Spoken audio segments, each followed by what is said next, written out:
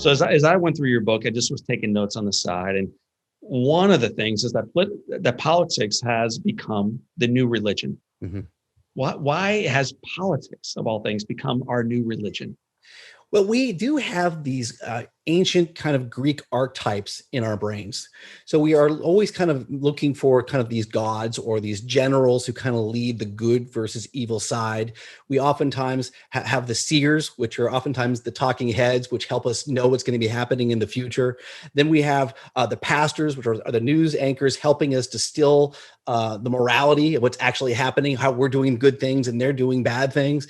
And then you have the foot soldiers, which are oftentimes congressmen or people in the media who are actually either throwing lethal blows against the other side or taking them and being taken out of battle. And that's happening every single day in the news.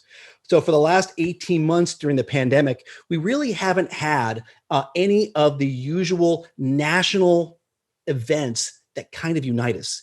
So we used to have Super Bowls, and we would talk about that on Monday. We'd go to Super Bowl parties. We'd have World Series. We'd have the NBA championships. We'd have the Oscars. We'd have these large national stories, and then we'd go to parties or go to work, and we would talk about those things.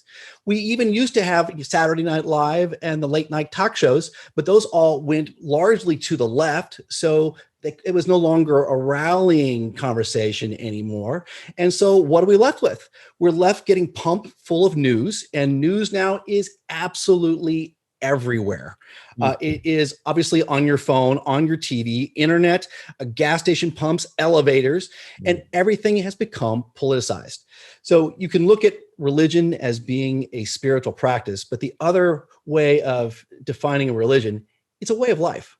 So for some people, skateboarding is their way of life. For some other people, it is their work is their way of life. And for a lot of people, politics has become their way of life. It is what all they think about, is all they obsess over. And also church attendance dropped by 20% or so during the pandemic. And so all we're being left with is this kind of mythical battle that's being played out in real time in the news, where we get to root for our side as winning and the other side is being evil and losing. I've heard you refer to that almost like wrestling. When you used to watch Sunday morning wrestling and you'd have the good guys versus the bad guys and the commentators, and they were characters and we knew it was fake, or at least most of our listeners knew it was fake. But right now, we're not as convinced that indeed it is fake and that we are actually part of the show. And so I'd like to go through some of the other things I identified. You talked about 1980 being a turning point. It was the launch of the first ever 24-hour news channel. How did that movement, because back then we were like, man, how are they going to talk about the weather 24 hours a day or what's taking place, around the world 24 hours a day? Give me a break. And yet they have. And now it's everywhere. So how did 1980 change our the way we receive media? Yeah, Ted Turner found a loophole in the FCC policy, which allowed him to point a satellite to space and start beaming news 24 hours a day around the planet. And that's what everyone kind of thought, what could they possibly be talking about? So they built these very, very large nationwide networks that basically are very, very expensive to run. And they were really made for large global news stories, things like 9/11 and the Iraq War. But even when those large stories aren't happening, they still have to feed the beast. They still have to pay all their people. They have to pay for buildings and all those satellites.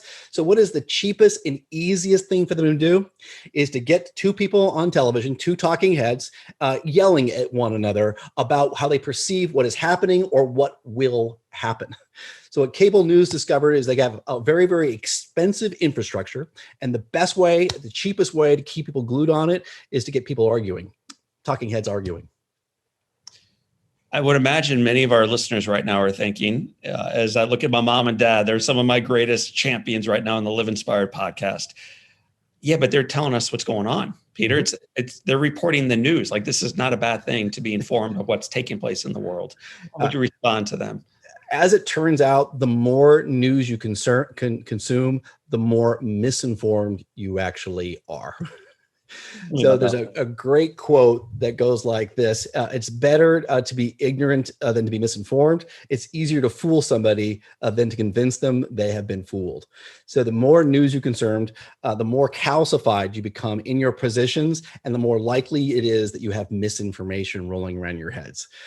I stopped watching news about 7 months ago in January when I was writing this book, and I still know what's going on. I get the broad strokes because people tell me, but I don't need to know every last thing that some senator said and that they came back with this and this legislation. That those little micro battles really don't matter nearly as much as we think they do.